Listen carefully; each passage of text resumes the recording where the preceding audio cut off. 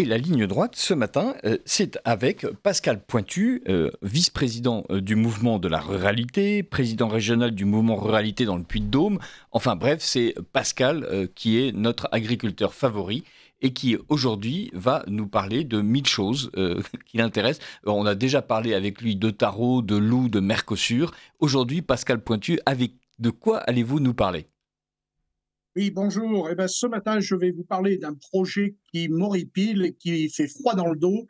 C'est le projet de la ferme des 3000 vaches après Périlla dans la Haute-Vienne. Donc un projet machiavélique, je dis bien machiavélique parce que c'est un projet qui est lancé non pas par un agriculteur pour faire de l'agriculture conventionnelle et ainsi de suite.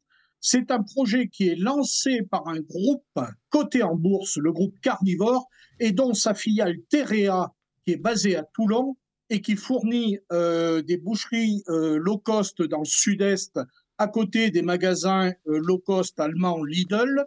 Et ce projet-là est quand même terrible pour l'agriculture française, parce que nous avons un élevage qui est familial en France. Nous avons un cheptel qui est de l'ordre de 70 à 100 bêtes par élevage. Et là, nous passerions à 3000 vaches. Donc 3000 vaches sur un peu plus de 600 hectares.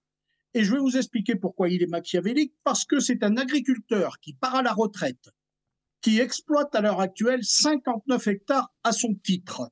Il a construit depuis quelques années 10 bâtiments sur ces 59 hectares et il loue à côté de cela 546 hectares à d'autres agriculteurs, petits agriculteurs, 546 hectares.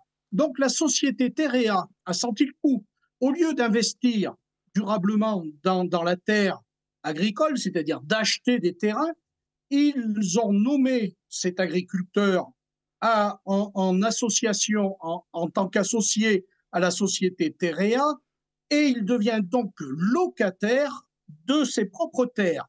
Et ce qui fait que le droit de fermage en France est extrêmement contrôlé et très protégé surtout. Donc au lieu d'acheter des terres, il va louer en fermage, non pas à des paysans, mais il loue à une société multinationale, cotée en bourse, je le rappelle. Donc on va faire venir 3000 vaches sur 600 hectares environ, qui consomment aux alentours de 150 mètres cubes d'eau par jour et qui produisent 27 tonnes de fumier par jour.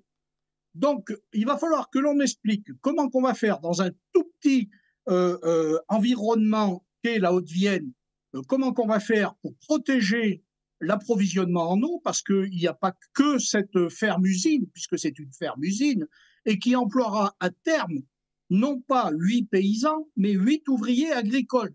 Donc, ça fait un ouvrier agricole pour 80 hectares. Donc, je suis hors de moi quand je vois un tel système, parce que, d'une part, c'est une hérésie environnementale.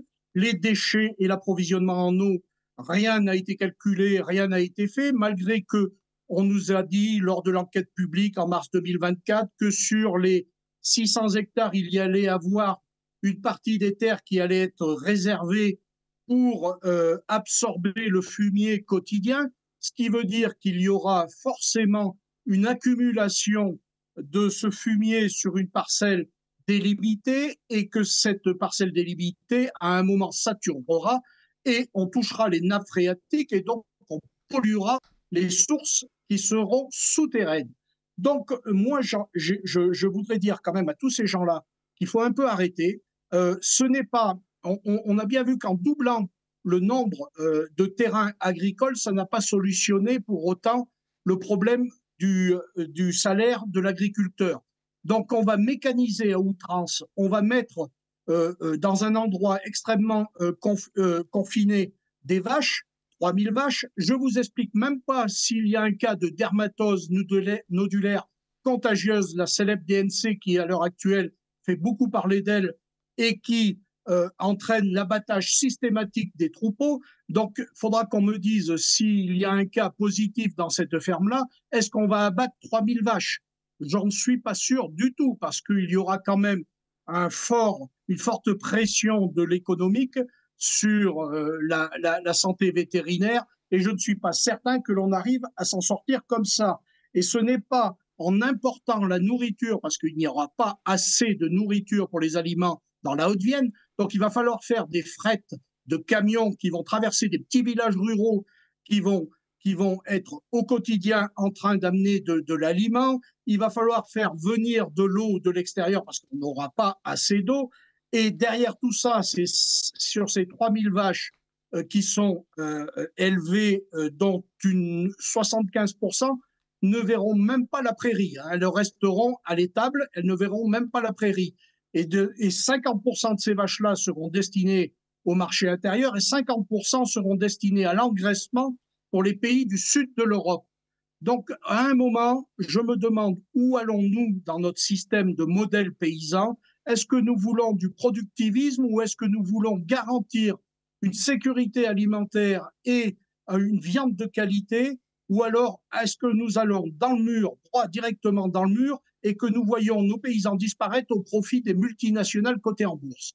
Voilà ma question que je pose aujourd'hui, et j'espère qu'il y aura de la part du préfet, lorsque la décision devra être prise début 2026, il y aura un refus net et précis de cette demande-là. Merci beaucoup Pascal Pointu, et effectivement nous comptons sur vous pour veiller sur l'installation effrayante de cette ferme des 3000 vaches.